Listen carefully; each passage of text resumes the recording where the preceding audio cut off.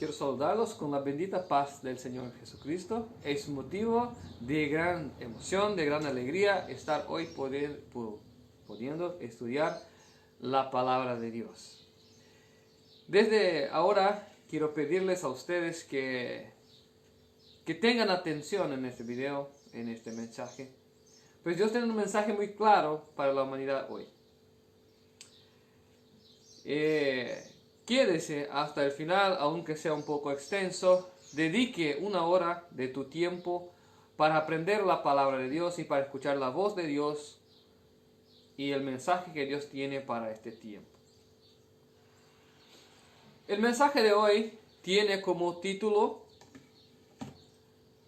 Dios permitirá el error que algunos sean engañados. Dios permitirá que algunos sean engañados. Paralelo profético. ¿Por qué Dios permitirá esto? ¿Será que Dios es malo? ¿Será que Dios tiene malas intenciones con la humanidad? ¿Será que Dios es vanidoso, que le gusta el sufrimiento humano? Esto y todo vamos a ver hoy por la palabra de Dios. Entonces yo os pido que puedan tener atención en lo que vamos a estudiar hoy. Abran sus Biblias juntamente con nosotros en el libro de Eclesiastés 1:9 para que empecemos nuestro mensaje. Antes de entrar en el mensaje en sí, quiero decir algunas cosas. Hoy en día el concepto de muchas cosas ha cambiado. El concepto de amor, el concepto de amar, el concepto de respetar. El sentido de la palabra ha sido cambiado. El amor hoy, según el concepto conocido hoy, amar a alguien es permitir que ésta haga lo que quiera. Es complacerle en todos sus caprichos. De hecho, el amor no es esto. El amor es hacer el mejor para que la otra persona sea mejor, para que alcance vida, para que alcance sanidad. Es diferente. Si uno es drogadicto y usted por amarle le apoya en sus drogas, pues le apoya a su propia muerte. Esto no es amor. Es amor a aquel padre o aquella madre o aquel amigo que dice: oye, esto no es bueno para ti. Que agarra sus drogas y esconde y tira y saca de cerca de él. Este es el que te ama.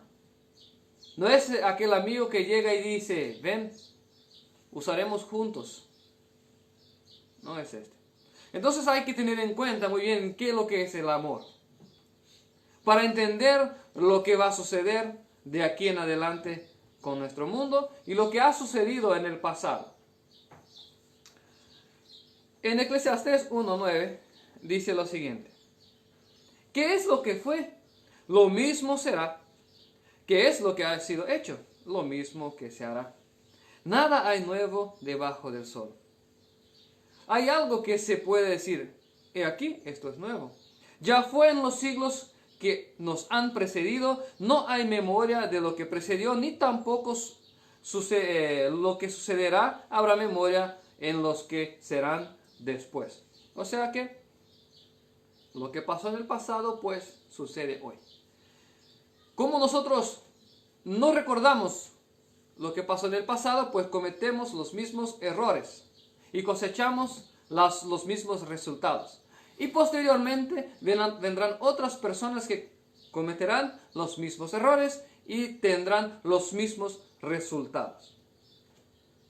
Esto es algo interesante, ¿no? Algunos, al estudiar historia, dicen no cometer los mismos errores. Pero no es así lo que estamos viendo. No es exactamente así lo que estamos viendo. El mundo pasa de un ciclo a otro ciclo cometiendo los mismos errores. Este ciclo tendrá un fin. en la venida de Cristo. Pero hasta que esto llegue, conviene a sus siervos, a los cristianos, estudiar la palabra para que no sean ellos contados entre los que se perderán. Hablaremos sobre un tema un tanto incomprendido por algunos, pero es importante. Éxodo capítulo 10, versículo 1. Dice lo siguiente. Éxodo 10:1. Jehová dijo a Moisés: entra a la presencia de Faraón, porque yo he endurecido su corazón y el corazón de sus siervos, para mostrar entre ellos estas mis señales, y para que cuentes a tus hijos y a tus nietos las cosas que yo hice en Egipto, y mis señales que hice entre ellos, para que sepáis que yo soy Jehová. Entonces vinieron Moisés a Faraón, y le dijeron: Jehová, Dios de los hebreos, ha dicho así: ¿hasta cuándo querrás humillarte delante de mí? Deja ir mi pueblo para que me sirva. Al leer ese texto, así vemos que Dios quería operar señales en la tierra de Egipto. ¿Para qué? Para fortalecer la fe y la comunión entre Dios y su pueblo. Esto se nota, ¿verdad? Para que se pueda contar a sus hijos, etcétera, para que tengan una historia que contar, una experiencia con su Dios. ¿Pero a costa de qué? La Biblia dice que Dios endureció al corazón de Faraón. Pero no sería injusto de la parte de Dios hacer con que alguien sea endurecido para bendecir a otro. Bueno, esto sucede únicamente porque leímos una parte del texto. Volvamos un poco más atrás y veamos la conversación que tuvo Dios con Faraón. En el capítulo 5. Antes de leer aquí, quiero contar la historia. El pueblo de Israel se fue al Egipto por medio de José. En aquella época que hubo gran crisis en la tierra y únicamente había comida en Egipto, entonces José, hijo de Jacob, era muy querido del faraón de esta época, y migraron también Jacob y su casa hacia Egipto y se multiplicaron en esta tierra. El problema es que pasados años, el rey que amaba a José, pues murió. Vino otro rey. Y este ya no amaba a la familia de José. Y dijeron que por haber multiplicado el pueblo, pues esclavizaron el pueblo y le pusieron muchas cargas de trabajo al pueblo de José, al pueblo de Jacob, de Israel. Entonces pasaron a oprimir el pueblo. Y esto, Dios se acordó de su pacto que había hecho con Abraham y decidió sacar su pueblo de ahí. Entonces empieza la conversación del Dios creador supremo con un rey de una nación terrena. Creación, un rey creado, que incluso se tenían en muy alta estima estos reyes. Versículo 1, Éxodo 5 dice: Después Moisés y Aarón entraron a la presencia de Faraón y le dijeron: Jehová, el Dios de Israel, dice así: Deja ir a mi pueblo a celebrarme fiesta en el desierto. Y Faraón respondió: ¿Quién es Jehová para que yo oiga su voz y deje ir a Israel? Yo no conozco a Jehová, ni tampoco dejaré ir a Israel. Y ellos dijeron: El Dios de los hebreos nos ha encontrado.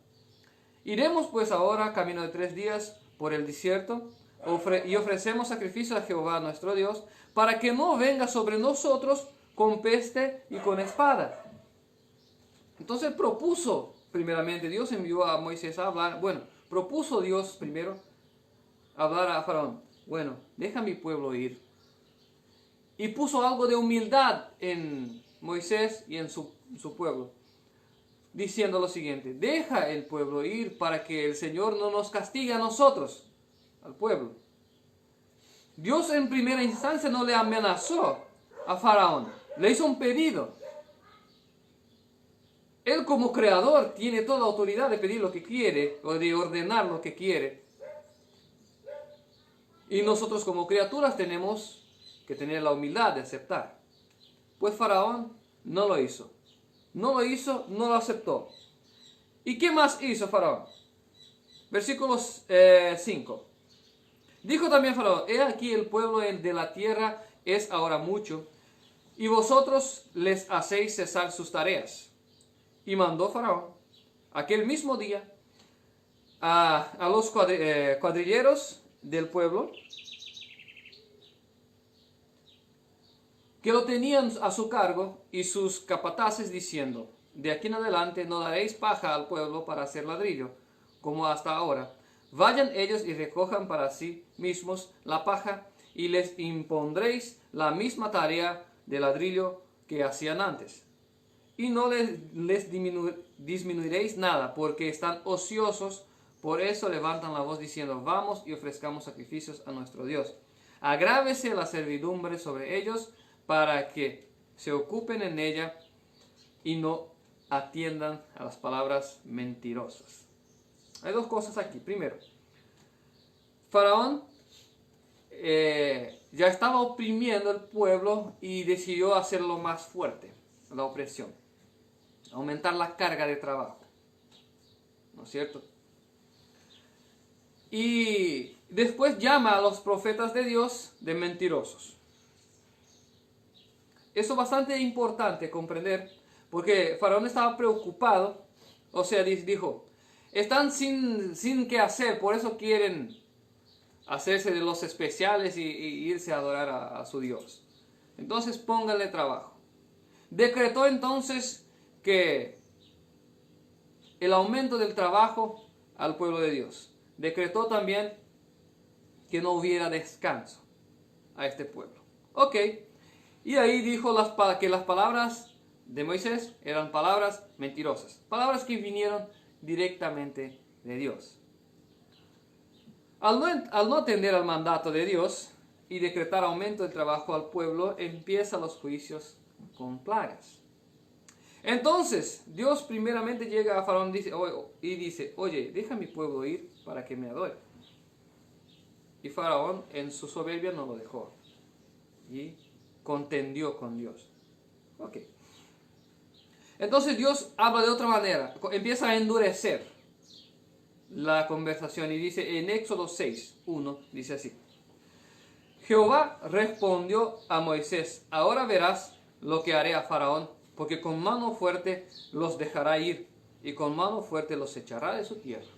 Entonces no atendió al pedido, y Dios, bueno, va a dejar ir, porque ahora yo voy a hablar un poco más fuerte.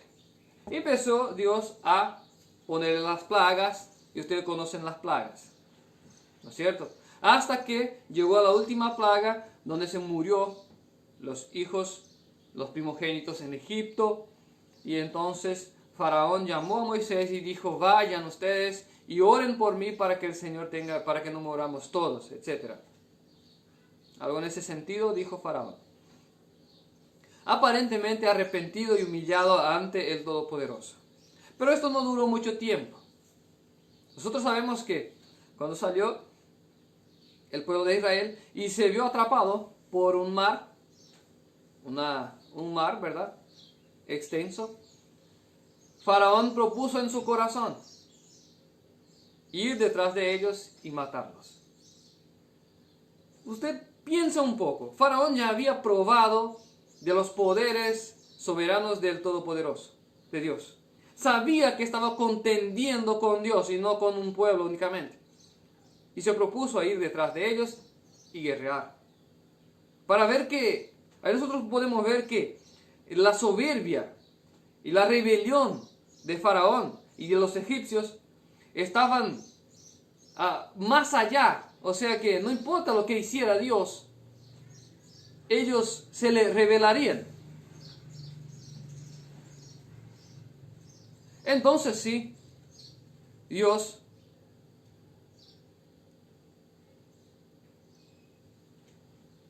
decide, bueno, ya que ustedes quieren rebelarse, entonces yo me glorificaré sobre ustedes.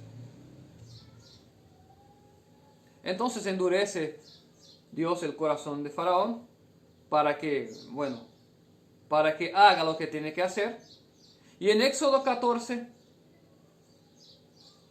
capítulo 13 en adelante dice así: Moisés dijo al pueblo: no temáis, estad firmes y ved la salvación que Jehová hará hoy con vosotros, porque los egipcios que hoy habéis visto, nunca más para siempre veréis. Jehová peleará por vosotros y vosotros estaréis tranquilos. Entonces Jehová dijo a Moisés: ¿por qué clamarás a mí? ¿Por qué clamarás a mí? ¿Por qué clamas a mí, perdón? ¿Por qué clamas a mí? Di a los hijos de Israel que marchen. Y tú alza tu vara y extiende tu mano sobre el mar y divídelo. Y entren los hijos de Israel por el medio del mar en seco. He aquí, yo endureceré el corazón de los egipcios para que los sigan, y yo me glorificaré en Faraón y en todo su ejército y en sus carros y en su caballería, y sabrán los egipcios que yo soy Jehová cuando me glorifique en Faraón y en sus carros y en su gente a caballo. Entonces yo dije, bueno, quieren perseguir, yo os endureceré a punto de que saque el discernimiento de los ojos. ¿Por qué? Estaban peleando contra un Dios todopoderoso. ¿Qué les hizo pensar que ganarían? Pues estaban ciegos, corazón duro, el espíritu ya no entraba más en la mente, corazón duro. Entonces Dios abre el mar, el pueblo de Israel entra. ¿Será que no había alguien que pensó, bueno, si entramos ahí nos va a cerrar el mar encima? ¿Será que era obvio? Era una guerra. Estaban delante de un hecho sobrenatural, peleando en contra del autor de los hechos, Dios. Es obvio. Cualquier mente pensante pues iba a mirar, bueno, no voy a entrar ahí. Eso es una ¿cómo se dice? Me olvidé cómo se dice en español. Pero fue algo montado ahí para que entremos dentro. ¿No es cierto? Pues bien, esto no pensaron porque tenían sus corazones duros. Y entraron ahí y murieron todos. Y Dios fue glorificado porque hay dos formas de glorificar a Dios, de darle gloria a Dios. Primera, por el arrepentimiento. Y esto está en Apocalipsis 16. Por arrepentimiento. Y segundo, porque tienen que reconocer que Dios es el Todopoderoso. Por obligación. Por falta de argumentos. Aunque no se arrepintieron de sus pecados, pero tienen que reconocer si Él es el poderoso. Pues bien, entonces Dios empezó a hablar con Faraón de manera cariñosa, por así decir, de manera más tranquila. Faraón no obedeció y siguió oprimiendo. Entonces Dios endurece el corazón de Faraón y de los egipcios hasta el punto de que no puedan discernir más nada y sean muertos por él. Para que los otros que queden vivos puedan decir, este Dios de Israel es Dios poderoso y es Dios vengador. Pues bien, ¿qué todo esto tiene que ver con nuestros días? Todo esto tiene un paralelo en los tiempos actuales. Hay personas que están tan ciegas por sus rebeliones y que quedarán más ciegas aún cuando llegue el tiempo del fin. Vamos siguiendo. Hasta ahora yo creo que es posible comprender. Aquí se puede comprender. Bueno, hermano, amén. Entonces, Faraón no aceptó la verdad de Dios, el mandamiento de Dios, y cosechó males, ¿verdad? Muerte. También Dios endureció al corazón de Faraón después de haberle avisado y él no aceptó. Entonces Dios endureció cegando totalmente el entendimiento de estas personas.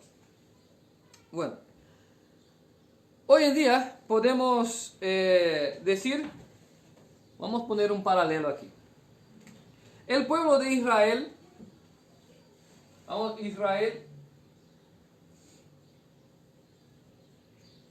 Israel era un pueblo monoteísta, ¿verdad? Que creía en un solo Dios.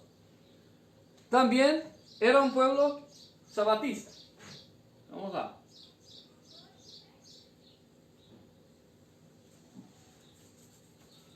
Monoteísta.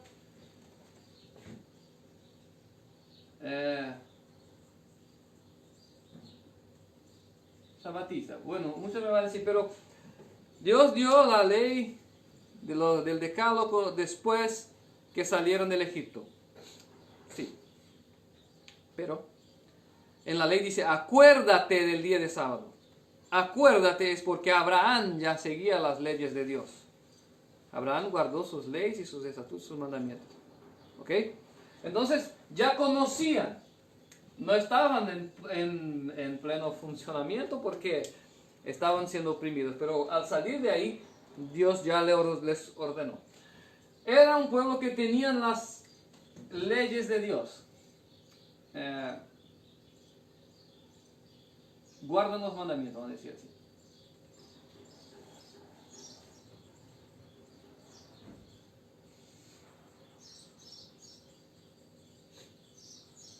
Guardan los mandamientos. Ese era el Israel. Egipto. Opa. Egipto es con J o con G, ¿verdad? Con G, esa. Egipto. Era el pueblo idólatra.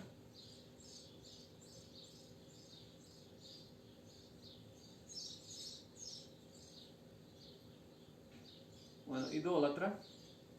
Era el pueblo que creía en una trinidad, ¿verdad? Horus, Iris y Osiris, ¿no es cierto? Trinitariano, ¿no es cierto?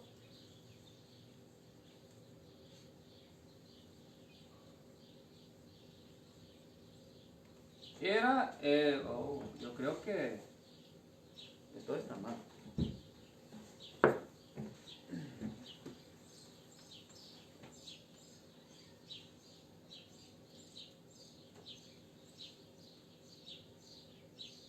Era un pueblo trinitariano. Creían en tres dioses. ¿Qué más? Que eran los egipcios. Los egipcios eran un atributo más para completar aquí. Puede ser rebeldes, ¿verdad? Que se rebelaron contra Dios.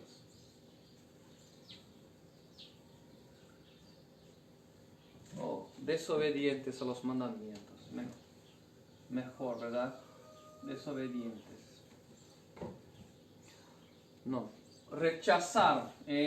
Rechazaron.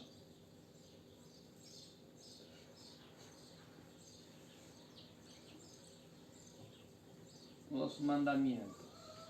¿Por qué yo digo rechazaron? Ya vamos a leer. Ok. Entonces este era el pueblo de Israel. Y este era el pueblo del Egipto. Ahí vemos los atributos. Monoteístas, sabatistas, guardan los mandamientos. Incluso manifiestan la fe en el Cordero de Dios. También, porque acuérdense que pusieron la sangre sobre la puerta, ¿verdad? Representando la sangre de Cristo, etc. Todos ya conocemos la historia, ¿no es cierto? Entonces, manifestaban la fe en Cristo. Bueno, podemos poner aquí también, ¿eh? Opa.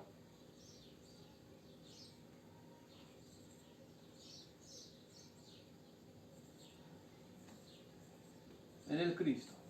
Ok. Porque ya se tenía el entendimiento de que vendría un Salvador. Por eso estaban representados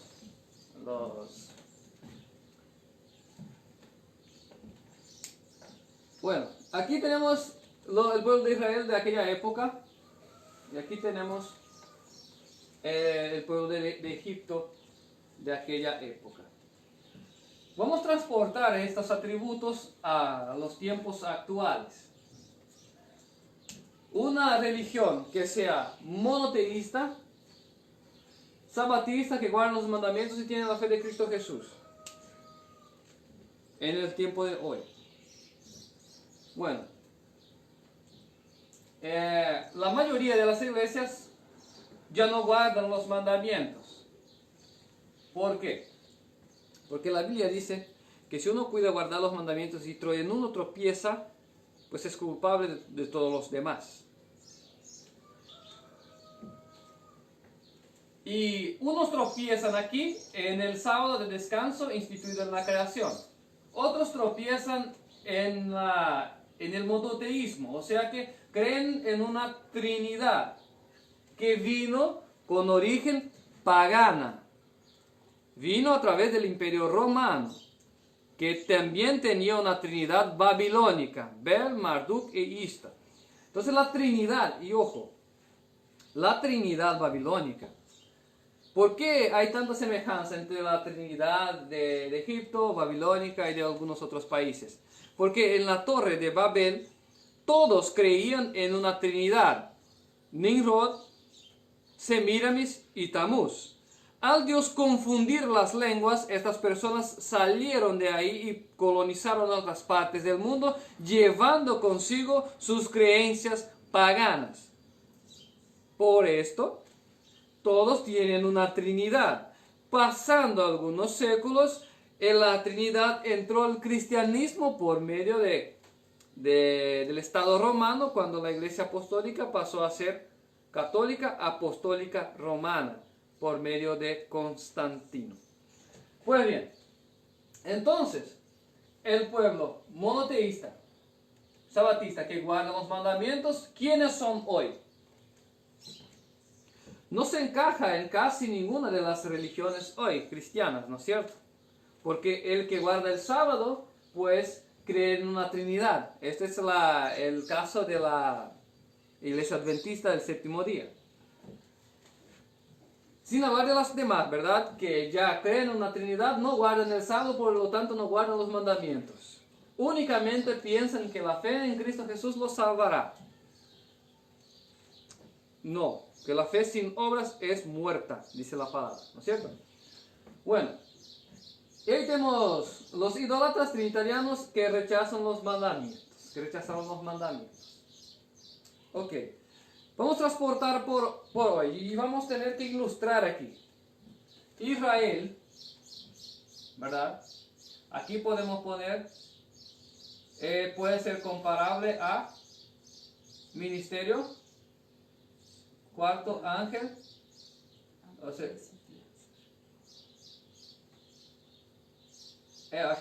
así, ¿verdad? Advertencia final. No, A, 2A, ¿verdad? 2A tiene que ser. Esta. Bueno, muchos pueden decir que somos presumidos o cualquier otra cosa. No. Nosotros creemos en la justificación por la fe. Si uno es fiel a Dios según su mejor luz, según la mejor luz que tuvo oportunidad de recibir, pues tendrá la salvación. Pero habiendo oportunidad de guardar los mandamientos por la fe de Cristo Jesús y no haciendo, pues no hay salvación. Esto la Biblia lo dice, ¿ok? Entonces es comparado, pusimos aquí nuestro ministerio, Egipto. Todos los que tienen estas características, que son contrarias a estas, ¿verdad?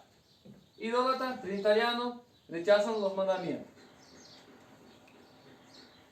Bueno, aquí no hace falta aún explicar, ¿verdad?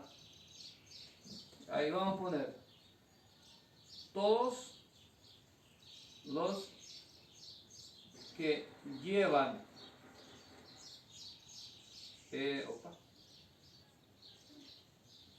estos atributos.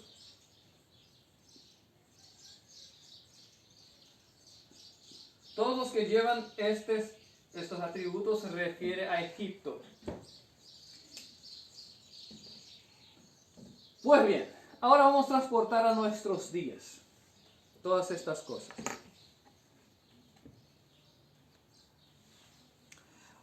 Hay un pueblo hoy monoteísta, sabatista y que tiene la señal de Dios. ¿Cuál es la señal de Dios? Tengan atención, porque esto es importante. ¿Cuál es la señal de Dios? Bueno, en Éxodo 13, capítulo 9, aún en el Antiguo Testamento, la señal de Dios es la siguiente. Y te será como una señal sobre tu mano y como un memorial delante de tus ojos, para que la ley de Jehová esté en tu boca, por cuanto con mano fuerte te sacó Jehová del Egipto. Aquí estamos en el contexto del paralelo de Éxodo todavía. Entonces, el pueblo de aquel entonces tenía una marca en la mano o en la frente, que era la ley de Dios. Guardan los mandamientos. ¿No es cierto? Ellos tenían. Hoy hay un pueblo en la tierra que tiene esta marca. Y está en Apocalipsis 14, versículo 12. Abramos allá. Apocalipsis 14, versículo 12. Dice lo siguiente. Aquí está la paciencia de los santos, los que guardan los mandamientos de Dios y tienen la fe de Cristo Jesús. Hay un pueblo hoy que tiene la marca en la mano o en la frente, pero es la marca de Dios. ¿No es cierto? Sigamos. Así como Moisés anunció los mandamientos de Dios, así también lo anunciamos. En Éxodo 6, 13, Moisés hacía el trabajo de anunciar los mandamientos de Dios.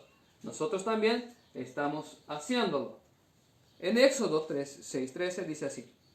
Entonces Jehová habló a Moisés y a Aarón y les dio mandamiento para los hijos de Israel y para Faraón, rey de Egipto.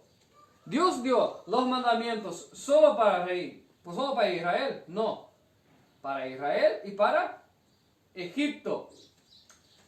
Hoy mucha gente dice, no, pero los mandamientos son solo para el pueblo de Israel. Aún en el paralelo vemos que eso es mentira, ¿no es cierto? Aún en el paralelo, pero hay otros textos que nos confirman, ¿verdad? Uno de estos es Mateo 5, 17 a 19. Pero Dios dio el mandamiento a Israel y a los egipcios. Para que sacasen a los hijos de Israel de la tierra de Egipto. Entonces, ¿qué pasó con el rey de Egipto? No escuchó, no oyó el mandamiento de Dios, ¿no es cierto? Y pasaron a estar contra Dios, y Dios los endureció su corazón para que mueran entonces y sea glorificado el Todopoderoso.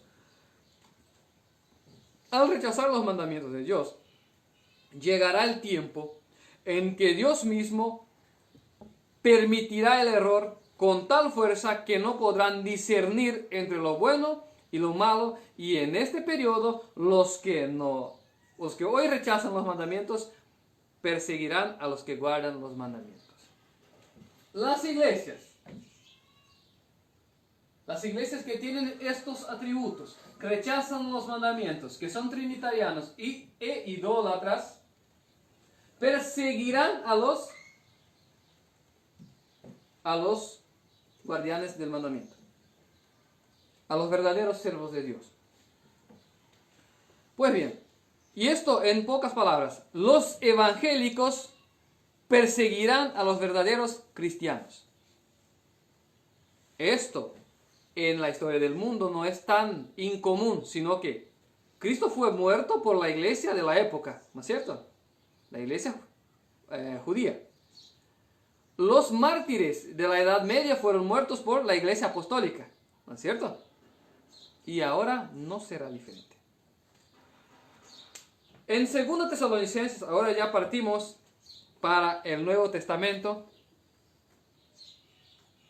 para ver que, así como Dios endureció el corazón de Faraón, estas personas que no aceptan los mandamientos de Dios por la fe de Cristo Jesús, serán endurecidas su entendimiento para que no puedan discernir. Y esto no hay necesidad de interpretar.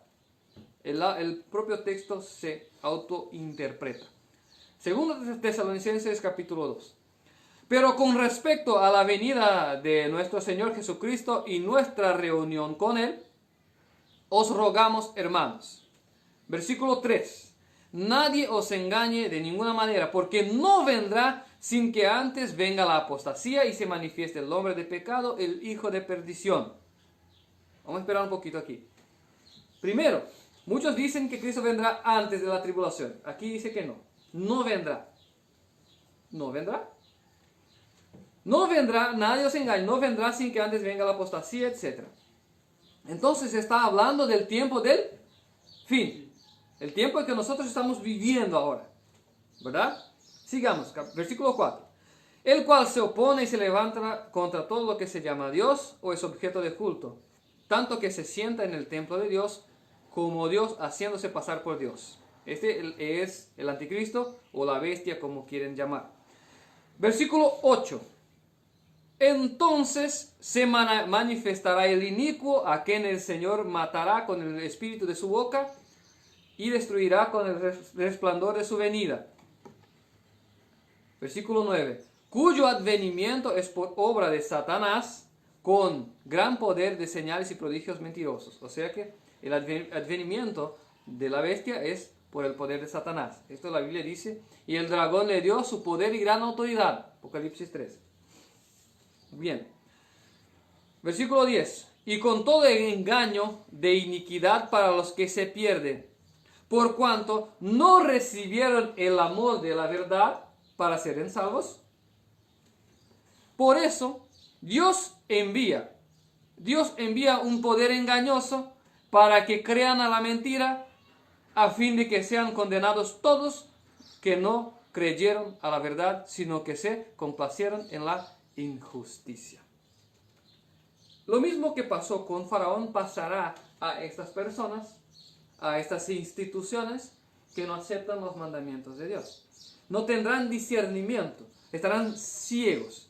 Y Dios estará en contra de ellos porque no aceptaron sus mandatos.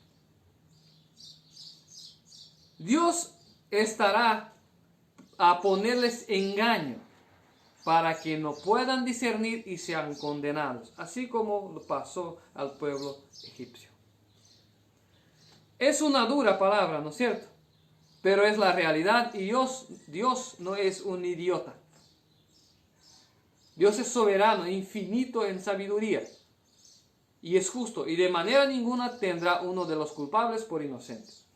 No tengamos a Dios como una especie de ayudante. Él es soberano, Él creó todo eso aquí. Y así como todo tiene una ley, ejemplo, la ley de la gravedad, todo lo que sube, pues tiene que descender. Como la ley de la física, los dos cuerpos no pueden ocupar el mismo espacio en el mismo tiempo. Y varias otras leyes que existen.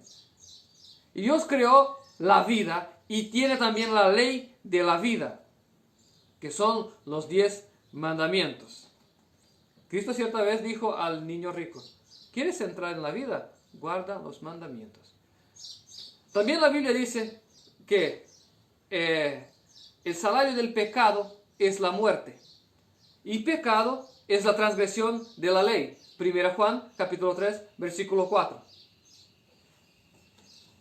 Entonces, al descumplir la ley, la consecuencia es muerte y condenación. ¿No es cierto? Y entonces Dios estará en contra de ellos, y esto está demostrado en Apocalipsis 12. ¿Ok? Ahora vamos a entrar en Apocalipsis 12. Ya vimos que lo que sucedió a Faraón sucederá a esta clase de personas también. Ahora vamos a ver lo que sucedió en Éxodo, delante del Mar Rojo, y qué sucederá con el pueblo de Israel de la nueva alianza, los cristianos verdaderos.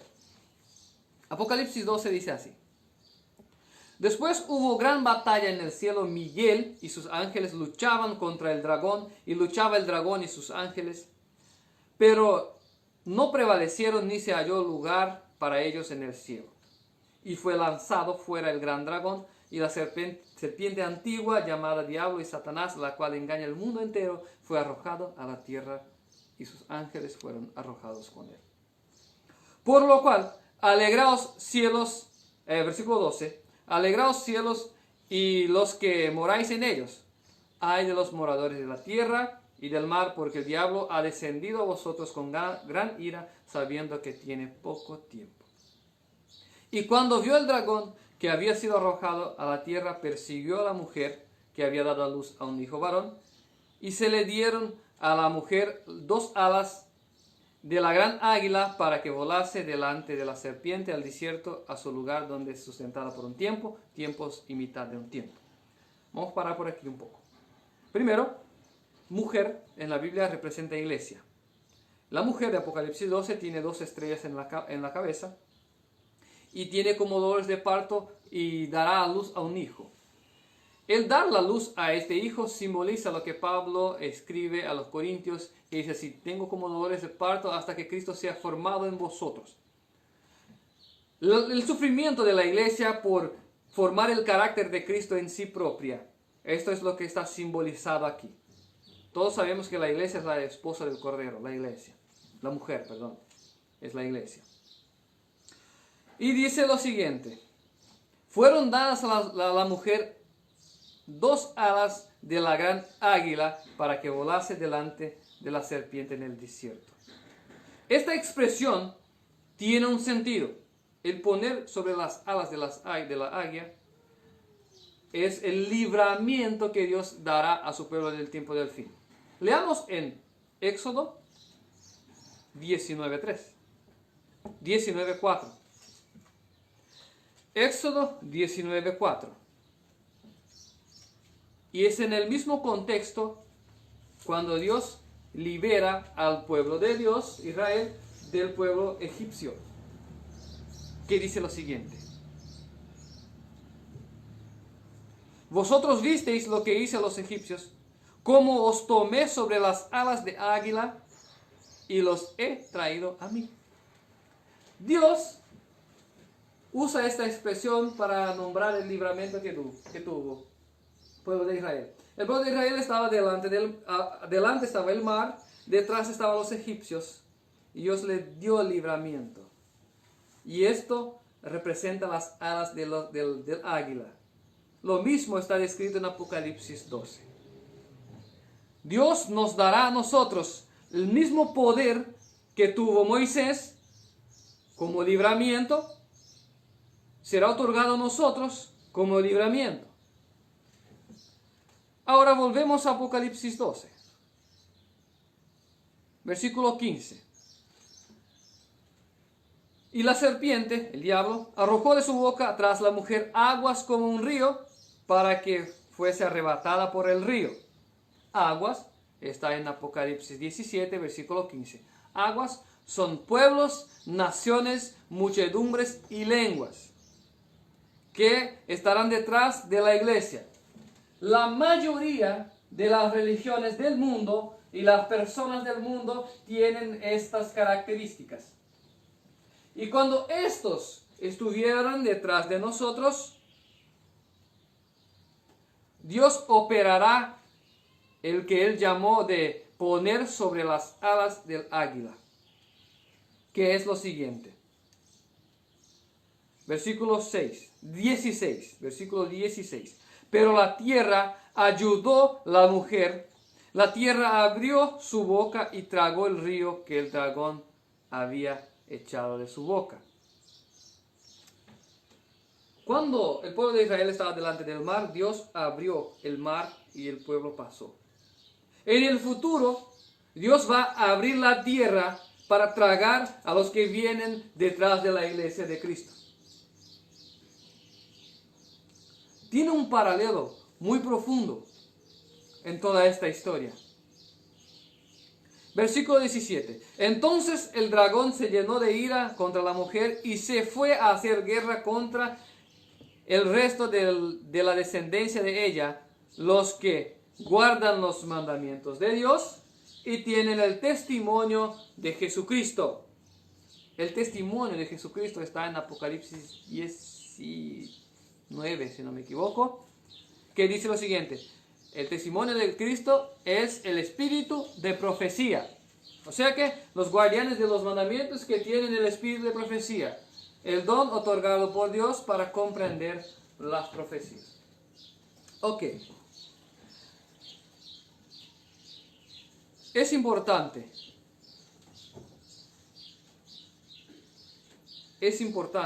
que tengamos muy bien claro esto. ¿De qué lado de la guerra estamos? ¿A favor de Dios o en contra de Dios? Eso es importante. ¿Por qué? Vimos que el cumplimiento del paralelo profético es exacto. Aún dentro de la Biblia, todo lo que pasó, pues pasará otra vez. Aquellos que menosprecian a los mandamientos de Dios, al sábado y al monoteísmo, que Dios dice en su primer mandamiento: no tendrás otros dioses delante de mí, una persona singular. Los que son idólatras, los que son trinitarianos, que creen en una trinidad pagana, los que rechazan los mandamientos, estos estarán en el lado opuesto a Dios y no tendrán quien los socorra. ¿Por qué? Porque el único que puede ayudar al hombre es Dios. Y en este mismo tiempo, en este mismo periodo, tendremos el anticristo. Acuérdense que leímos en 2 Tesalonicenses. En este mismo periodo tendremos el anticristo y su propia marca o su propia ley. Acuérdense que el pueblo de Israel tenía una marca en la frente de la mano, que era la ley de Dios. Y en ese mismo periodo tendría una ley contraria a la que vimos en Éxodo. Esto está en Apocalipsis 13. Leamos aquí y ya vamos a finalizar. Solo para que quedemos muy bien claro que todo lo que sucedió en Éxodo con Faraón, los egipcios y el pueblo de Israel, pues sucederá de nuevo de una manera más fuerte, más contundente, de manera que antes se partía el agua, hoy en adelante, en el futuro, se partirá la tierra en favor de los guardianes de los mandamientos. Apocalipsis 13, versículo 14. Y engaña a los moradores de la tierra. Este es aquel que viene con prodigios engañosos, todo el poder de engaño de Tesalonicenses, ¿ok? Y engaña a los moradores de la tierra con las señales que se le ha permitido hacer. Dios permitió que haga señales para engañar a estos.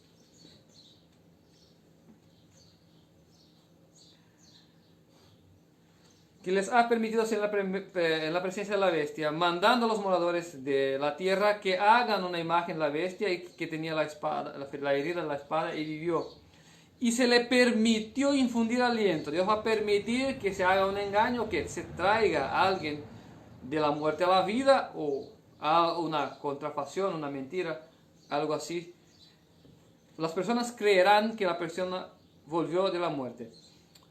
Bueno, permitió infundir aliento a la imagen de la bestia para que la imagen hablase y hiciera matar todo el que no la adorase. Y hacía, versículo 16, y hacía que todos, pequeños y grandes, libres y pobres, o sea, libres y esclavos, ricos y pobres, se les pusiese una marca en la mano derecha o en la frente. Y ninguno pudiese comprar ni vender sino el que tuviese la marca o el nombre de la bestia o el número de su nombre. Aquí el pueblo de Dios tenía una marca, ¿no es cierto? En la mano o en la frente. la bestia hará el mismo, propagando su ley para estos. Y el que aceptara la ley de la bestia tendrá la marca en la mano y en la frente. ¿Y cuál es la ley de la bestia? La Trinidad, el domingo, la idolatría, ¿no es cierto? Todas estas son atributos de la gran madre babilónica de la bestia. La Biblia dice que bueno, no voy a entrar aquí en otros temas, sino vamos a tardar mucho. Pero es importante que se haya comprendido muy bien esto aquí, porque el engaño será terrible. Y la Biblia dice con clareza, el que no acepta la verdad, pues Dios estará en contra de él en el tiempo del fin. Yo creo que las evidencias son múltiples y no hay necesidad de ir más allá. Dios espera que no seamos como los egipcios que rechazaron el mandamiento de Dios. Pero que antes estemos arrepentidos y reconozcamos su soberanía. Apocalipsis 14, versículo 6 dice lo siguiente. Vi volar por el medio del cielo un ángel que tenía el evangelio eterno para predicarlo a toda tribu, nación y lengua, diciendo con gran voz, temed a Dios y dadle gloria, porque es llegada la hora de su juicio, y adorad a aquel que hizo el cielo y la tierra y el mar y las fuentes de las aguas. ¿No quiere usted estar y participar de los juicios que vendrán sobre la tierra, como las trompetas y las 7 plagas? Pues vuélvase a Dios a darle gloria. ¿Y qué es dar gloria a Dios? Apocalipsis 16, versículo 1. Dice así, oí una gran voz que decía desde el templo a los 7 ángeles, id y derramad sobre la tierra las 7 copas de la ira de Dios. Versículo 4. El tercer ángel derramó su copa sobre los ríos y sobre las fuentes de las aguas, y se convirtieron en sangre. Y los hombres se quemaron con el gran calor, blasfemaron el nombre de Dios, que tiene poder sobre estas plagas, y no se arrepintieron para darle gloria. Así como los egipcios, aún después de las plagas, no se arrepintieron y se fueron en pos del pueblo de Dios para matarle, estos aquí estarán tan ciegos que aún con las plagas no se arrepentirán para darle gloria. El mensaje de Dios es claro. Arrepentíos y dadle gloria, porque va a llegar el juicio y se aproxima. Hoy es tiempo y hora es. ¿Y por qué razón moriréis? Arrepentíos y viváis. ¿No es así que dice la Biblia? Pongo delante de usted el mal y la muerte, el bien y la vida. Pues ¿por qué razón moriréis? Acepte hoy con humildad los mandamientos de Dios por la fe de nuestro Salvador Jesucristo y viva. De otro modo, estarás tan ciego que no podrás discernir de la mano derecha o izquierda. Que Dios pueda bendecir tu vida y que este mensaje pueda haber entrado en tu corazón y que fructifique. Porque el tiempo se aproxima y no tenemos tiempo de estar jugando a ser creyentes. Nosotros estamos tratando de difundir este mensaje. Y si usted quiere ayudarnos, puede contactarnos y tenemos folletos gratuitos para que usted pueda hacer tu evangelismo en tu ciudad y tratar de salvar algunas vidas. Que usted pueda hacer tu obra. Nosotros tenemos los folletos y entre en contacto con nosotros y vamos a viabilizar manera para que llegue hasta ti estos folletos y usted va a pagar únicamente el envío. Los folletos son gratuitos.